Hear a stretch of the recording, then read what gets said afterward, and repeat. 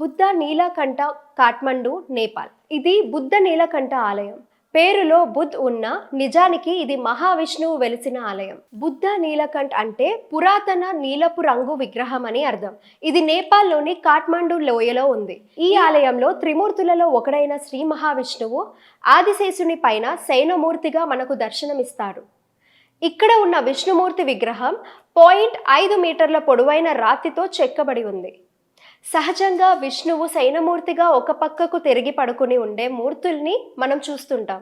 ఇక్కడ మాత్రం స్వామి వెల్లకిలా పడుకొని నింగి వైపు చూస్తుంటాడు. ఇంకో ప్రత్యేకత ఏంటంటే ఇంత భారీ విగ్రహం నీటిలో తేలుతూ ఉంటుంది. భక్తులతో పాటు పరిశోధకుల్ని సైతం విశేషంగా ఆకర్షిస్తుంది ఈ విగ్రహం. 1957లో జరిగిన ఒక అధ్యయనం ప్రకారం 1300 సంవత్సరాల నుంచి నీటిలో తేలుతుంది. ఇదంతా దైవభక్తిగా భక్తులు నమ్ముతూ ఉంటే పరిశోధకులు మాత్రం సైంటిఫిక్ కారణం ఇప్పటి వరకు చెప్పలేకపోయారు.